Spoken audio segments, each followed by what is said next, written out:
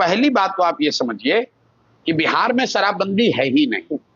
शराबबंदी क्या एक फर्जी कानून है जिसके तहत शराब की दुकान बंद है और होम डिलीवरी चालू हो गया। शराब की दुकानों के बंद होने से बिहार का 15 से 20 हजार करोड़ का नुकसान हो रहा है जी। और ये पैसा जा कहां रहा है? ये पैसा होम डिलीवरी करने वाले शराब माफिया को जा रहा है, उसको प्रश्रय देने वाले नेता और अफसरों के पास जा रहा है। तो बिहार की गरीब जनता का 15 से 20 हजार करोड़ हर साल का नुकसान, और ये पैसा सरकारी तंत्र, अफसर, नेता और शराब माफिया के पास जा रहा है। तीसरी बात, लोगों ने कहा कि इससे वुमेन एम्पावरमेंट हो रहा है। तो आप जब से शराबबंदी की कानून लागू हुआ है 2016 से, आंकड़े निकाल लीजिए, करीब करीब 8.25 लाख लोगों पर केस किए गए शराबबंदी के कानून के तहत। 6.25 लाख केसों में कॉग्निजेंस कोर्ट ने लिया और करीब करीब 1,23,000 से ज्यादा लोग आज भी जेल में बंद हैं। अब इसमें इंटरेस्टिंग बात यह है कि 1,23,000 लोग जो जेल में बंद हैं वो कौन है? वो सबसे गरीब तबके के लोग हैं, पिछड़े, दलित, मुस्लिम, वो गरीब घर के लोग जो कि कोर्ट कचहरी का फीस भी नहीं भर पा रहे हैं, बेल बॉन्ड भी नहीं दे पा रहे हैं, और उन घरों की महिलाएं थानों में, कचहरी में दौड़ रही हैं। ये सब कुछ आप किस नाम पर कर रहे हैं? आपने भी कहा गांधी के नाम पर। तो मैं आपसे ही दावा कर रहा हूं कि मुझे दिखाइए कि गांधी जी ने ये कहां कहा कि सरकारों को कानून बनाकर शराबबंदी लागू करना चाहिए। गांधी जी को जितना मैंने पढ़ा समझा, गांधी जी ने शराबबंदी को सामाजिक प्रयास के तौर पर बताया। तो सामाजिक प्रयास के तौर पर तो गांधी जी ने शाकाहारी होने की भी बात कही। तो क्या कल देश में कानून बन जाना चाहिए कि जितने लोग शाकाहारी नहीं उनको जेल में डाल दिया जाएगा? ये तो बिल्कुल गांधीयन आइडिया के उलट है।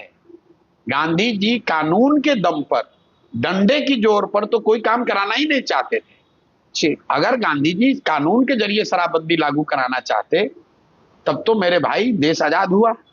उसी समय उन्होंने कह दिया होता है पूरे देश में शराबबंदी लागू कर दो भाई, पंडित नेहरू, सरदार पटेल, कौन गांधी जी की बात मना करता? एक अंतिम बात, मैं सारे भाजपा और जदयू, राजद के लोगों से, कांग्रेस के लोगों से पूछना चाहता हूं कि अगर शराबबंदी के इतने फायदे हैं तो ये बढ़िया फायदा, बढ़िया लड्डू आप लोग बिहार के लिए ही क्यों रखे हैं?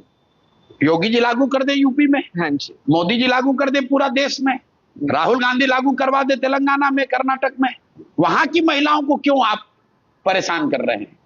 मेरे भाई, बिहार के बच्चे मर रहे हैं नौकरियों के लिए, 10,000 रुपए के लिए, वो बाहर जाते हैं, उनको लाठी पड़ती है, उनको गाली पड़ती है, तुम उस पर जबान नहीं खोलते हो, और यहां पर आकर शराबबंदी का वर्चू बता रहे हो।